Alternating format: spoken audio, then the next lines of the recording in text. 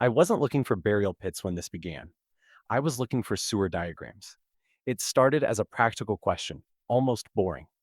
I was trying to understand how Victorian London managed waste during the most aggressive period of its expansion.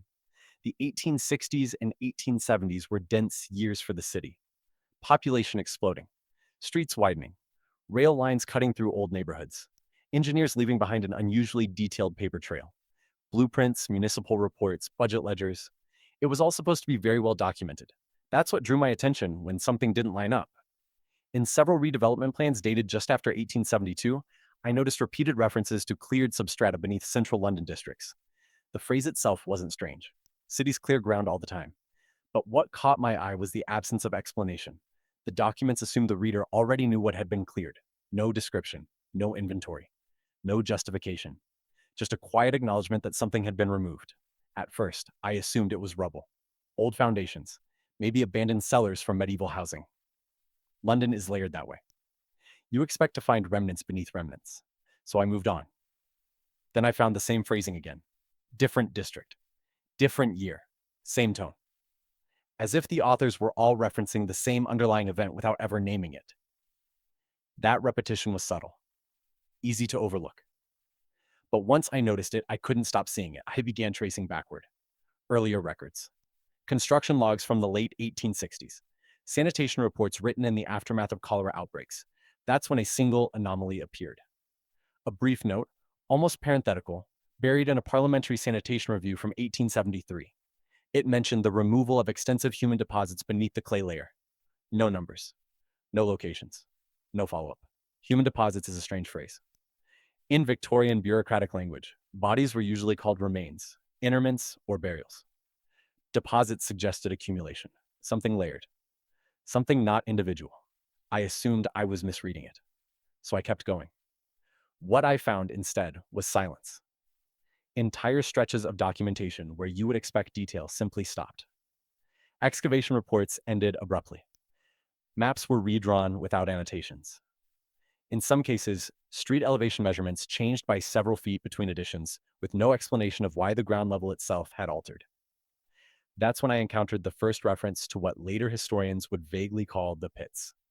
The term appears in a single engineering memo dated late 1872.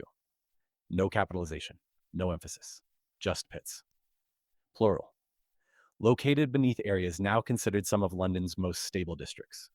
Clerkenwell, Southwark, parts of Westminster. The memo doesn't describe what was inside them. It only notes that they were fully cleared and sealed prior to reconstruction. Sealed from what? This wasn't isolated.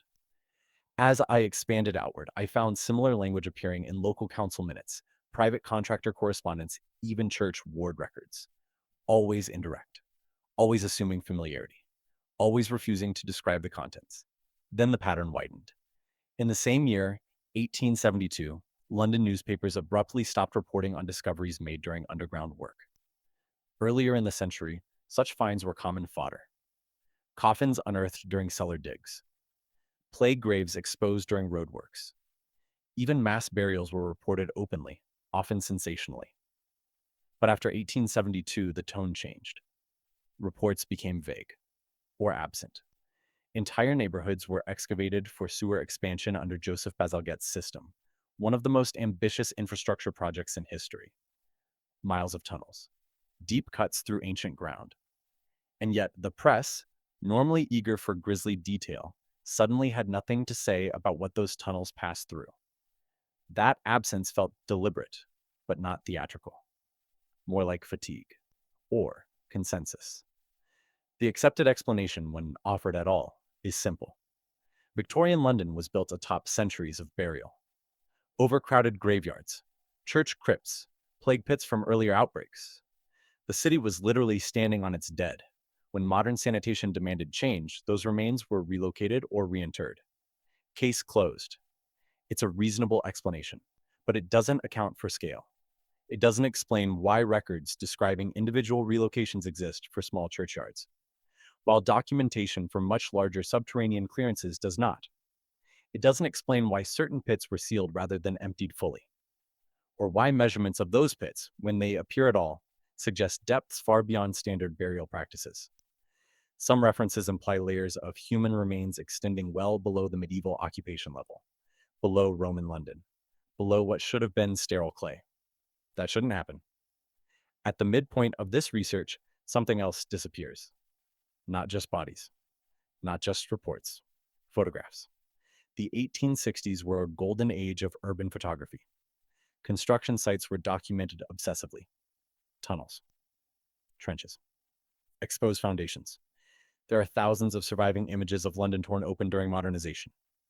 But there are none, or almost none, showing what was found beneath certain districts during this specific window. The camera stops where the pits should be. Photographs resume later. Clean tunnels, brickwork, finished walls. But the moment of excavation itself is missing. Absence becomes the story. What should exist but doesn't begins to outweigh what does. Church records add another layer. Burial registers from parishes near these sites show abrupt discontinuities. Years where entries become vague, removed, consolidated, transferred under authority, without destinations, without counts. At the same time, terminology shifts. Earlier documents use words like grave and burial. Later ones use neutral terms: material, contents, obstructions. Something once familiar became unspeakable. This is where the investigation stops being about bodies and starts being about forgetting. Imagine for a moment what it would mean for a city to confront evidence of death on a scale that defies its own narratives. Not individual tragedy, not epidemic, but accumulation. Generation stacked on generation in places that were never meant to hold them. What if these pits weren't emergency solutions, but the remains of an older system? What if they weren't the result of crisis, but of routine? Consider the possibility that London inherited something it did not create. That beneath the orderly grid of Victorian planning lay infrastructure for managing death that belonged to a different logic, a different population density, a different understanding of space and time. Institutions don't need to conspire to erase something like that. They only need to categorize it incorrectly, to file it under nuisance rather than inquiry, to seal it, build over it, and move on. Museums never received inventories of what was removed. Universities never debated the scale. Historians summarized it as sanitation reform and turned the page, but the ground remembers. Street levels in certain areas remain inexplicably elevated. Basement windows sit half buried, their original entrances gone. Churches rebuilt on platforms whose foundations are thicker than structurally necessary. Why build so much mass below ground if there was nothing to contain? Every time I return to the year 1872, I'm struck by how quickly the conversation ends. Before that year, London talks openly about its dead. After it, the city speaks in abstractions. The pits are cleared. The matter resolved. Resolved for whom? What troubles me isn't the idea of mass burial. Cities have always buried their dead. It's the sudden need to seal, rather than study. To forget, rather than record. To remove evidence without leaving even a description of what was found. What if the pits weren't just inconvenient? What if they raised questions no one was prepared to answer? Questions about how long people had been dying there, about who they were, about why so many were in the same place. What if the greatest discovery beneath London wasn't architectural at all, but demographic? Evidence of a population density or a societal structure that doesn't match the story we tell about the city's past. And if that's the case, then the most unsettling question isn't what was buried. It's why, after 150 years, no one seems eager to dig it back up.